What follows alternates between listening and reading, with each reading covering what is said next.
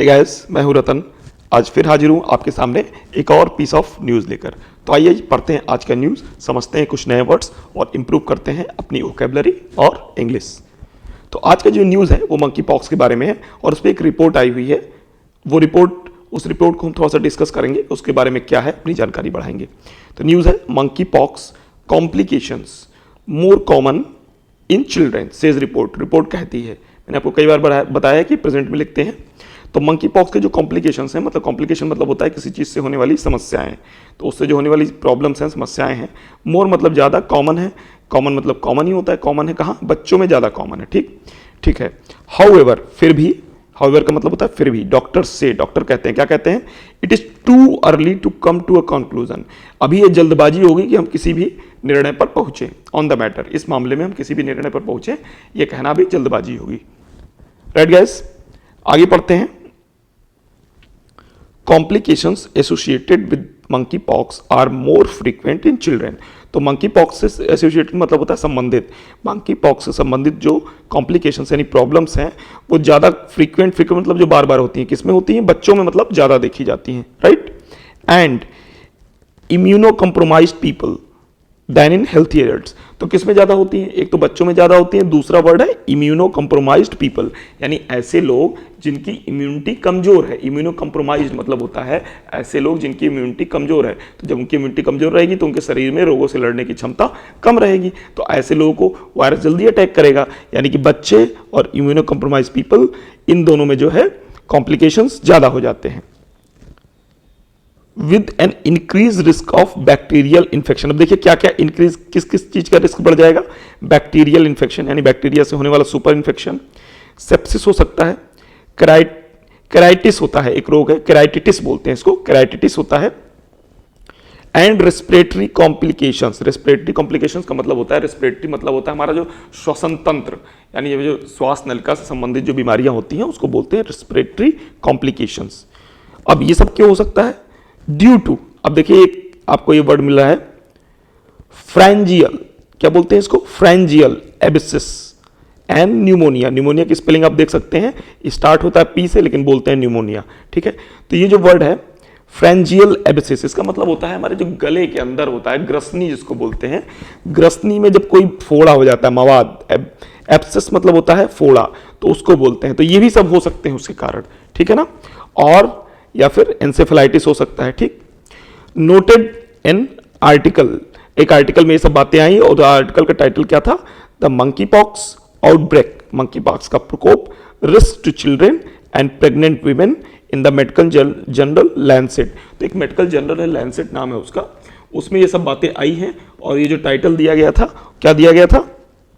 The monkeypox outbreak, risk of children and pregnant women, यानी बच्चों और गर्भवती महिलाओं को जो रिस्क होने वाला है उसके बारे में बताया गया था। ठीक है ना। आगे और भी नाम है, चाइल्ड एंड एडोलसेंट हेल्थ। ठीक है ना। तो ये पूरा नाम था, उस जो रिपोर्ट आई थी उसका पूरा नाम ये था। आगे पढ़ते हैं।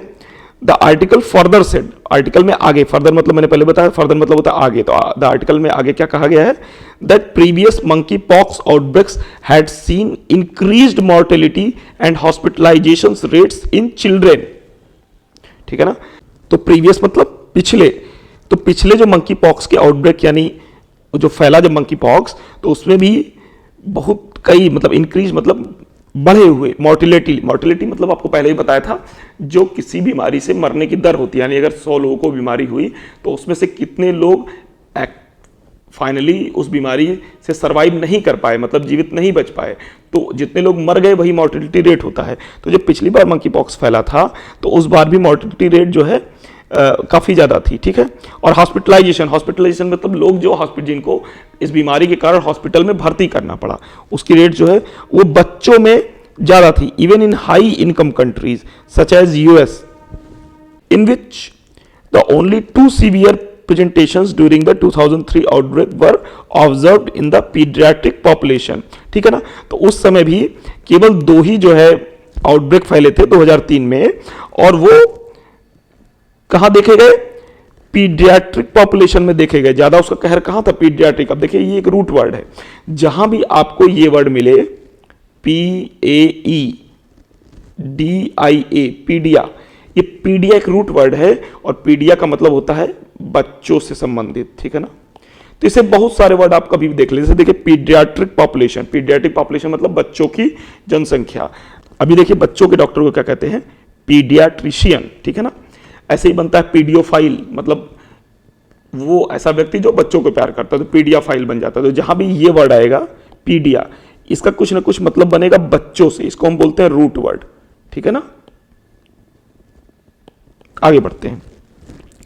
India is yet to register any case of monkeypox in children. अभी भारत में कोई भी मंकी पॉक्स का केस बच्चों में नहीं पाएगा, येट टू रजिस्टर मतलब अभी भी नहीं हुआ है। एंड डॉक्टर्स हियर, और डॉक्टर यहाँ हैव सो फार मतलब होता है अब तक, डिसमिस मतलब खारिज कर दिया है the idea of increase threat to children. तो वो डॉक्टर इस बात को खारिज करते हैं कि हाँ बच्चों को जो है ज्यादा रिस्क है।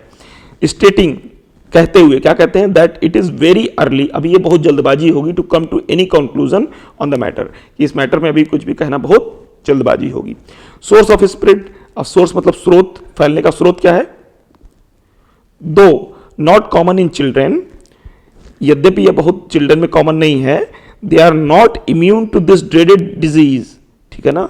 तो चिल्ड्रन जो है इस ड्रेडेड, जो खतरनाक, ड्रेडेड मतलब क्या होता है, खतरनाक, खतरनाक बीमारी से इम्यून नहीं है। इम्यून देखिए, जब भी आप कोई चीज, आप किसी चीज के इम्यून टू होते हैं, ठीक है, तो उससे आपको फर्क नहीं पड़ता है, ठीक है ना। लेकिन जब आप नॉट इम्यून टू, क्या लिखा हुआ है, नॉट इम्यून टू, यानी कि उनको ये चीज, उनको जो है फर्क पड़ सकता है, यानी कि उनको ये बीमारी लग सकती है। In the initial period of the epidemic, और जब ये महामारी के शुरुआती दौर में, they are more likely to pick up the infection from adult close contacts. तो शुरुआत में किससे इन्फेक्शन होगा बच्चों को, एडल्ट, यानी जो बड़े हैं उनके साथ रहेंगे क्लोज कॉन्टैक्ट्स में, तो उनसे हो जाएगा। हाउएवर, फिर भी once an infected child continues to go to school, मान लीजिए किसी बच्चे को हो गया इन्फेक्टेड चाइल्ड, अब वो स्कूल जाता रहता है, तो when infected but not yet diagnosed, मान लीजिए बच्चे को तो इन्फेक्शन है लेकिन अभी उसका डायग्नोसिस नहीं हुआ है, मतलब किसी को पता नहीं है कि उसको हो गया है मंकी पॉक्स, एंड आइसोलेटेड, और उसको अभी मतलब कहीं अलग करके रखा भी नहीं गया है, he can become a source of spread to his classmates. अब देखिए कैसे फैलेगा, एक बच्चे को किसी एडल्ट से हुआ लेकिन पता नहीं है बच्चे को, अभी डायग्नोज भी नहीं हुआ है, तो अब वो स्कूल जाएगा, अपने क्लासमेट्स को फैला देगा, ठीक है, अब फ्रेंड्स को फैला देगा। At present there is a need, वर्तमान में जरूरत है क्या, टू एजुकेट, शिक्षित करने की, किसको, द जनरल पब्लिक, आम लोगों को, रिगार्डिंग, किस बारे में, द सिम्टम्स, लक्षण, एंड प्रिवेंटिव मेजर्स, और रोकथाम के कदम ऑफ मंकी पॉक्स। तो ठीक है ना, तो वर्तमान में आम लोगों को कि भाई लक्षण क्या है मंकी पॉक्स के, वो आप जानिए, और क्या क्या इससे बचाव के कदम लेने हैं उसको भी आपको जानना होगा। सेड डॉक्टर कृष्णा चुग, कौन ये सब बातें कौन कर रहा है, डॉक्टर कृष्णा चुग हैं, जो क्या है, हेड हैं। देखिए फिर आ गया पीडियाट्रिक्स डिपार्टमेंट, पीडियाट्रिक डिपार्टमेंट मतलब जो बच्चों का डिपार्टमेंट, बच्चों का विभाग है, फोर्टिस मेमोरियल रिसर्च इंस्टीट्यूट में, वहाँ के डॉक्टर हैं, हेड हैं डॉक्टर कृष्णा चुग, ये बात कह रहे हैं। अभी पीडियाट्रिक हमने देखा था, पीडिया ये देखा था। आगे कहते हैं, ये जो आर्टिकल है वो लैंसेट में निकला हुआ है, लैंसेट एक मैगजीन है, तो the Lancet article also notes, वो इस बात को भी नोट करता है that all available small pox vaccine offer good protection against monkey pox infection. तो अभी देखिए स्मॉल पॉक्स मतलब क्या होता है, चेचक होता है, तो अभी जो चेचक की वर्तमान में उपलब्ध वैक्सीन है वो भी ऑफर गुड प्रोटेक्शन, वो भी अच्छी सुरक्षा करती है अगेंस्ट किसके विरुद्ध, मंकी पॉक्स के विरुद्ध, ठीक है ना। And can be use for pre exposure और पोस्ट एक्सपोजर, ठीक है। तो प्री एक्सपोजर मतलब किसी चीज से पहले से रूबरू होना, और पोस्ट एक्सपोजर मतलब किसी चीज से बाद से रूबरू होना। तो देखिए मेडिकल फील्ड में प्री एक्सपोजर का मतलब क्या होता है, आपको पहले से वैक्सीन लगा दी गई। तो जो वैक्सीन में होता क्या है, वैक्सीन में वही वायरस होता है लेकिन वो इनएक्टिव मोड में होता है। तो वायरस जब आपकी बॉडी में जाता है तो वो क्या होता है, इम्यून सिस्टम डेवलप कर देता है, तो आपकी बॉडी इस लायक बन जाती है कि अगर इन्वायरमेंट में से वो एक्चुअल वायरस आपकी बॉडी में आया तो ऑलरेडी आपका इम्यून सिस्टम इस लायक है कि उससे लड़ सके, तो आप आसानी से ठीक हो जाते हैं।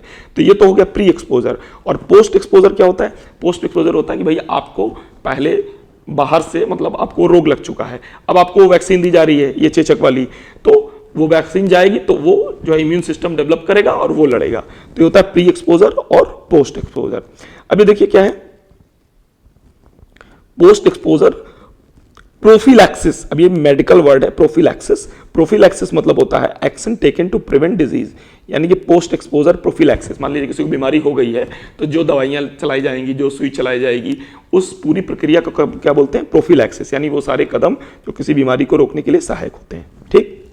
मीनवाइल, इसी बीच द हेल्थ मिनिस्ट्री, स्वास्थ्य मंत्रालय, इन इट्स गाइडलाइंस, अपने दिशा निर्देशों में सेड, कहा, क्या कहा, that monkey pox is usually a self limiting disease. देखिए एक नया वर्ड मिला आपको, क्या मिला, सेल्फ लिमिटिंग मिला, ठीक है। सेल्फ लिमिटिंग मतलब एक आदमी तक सीमित रहने वाला, ज्यादा फैलता नहीं है, ठीक।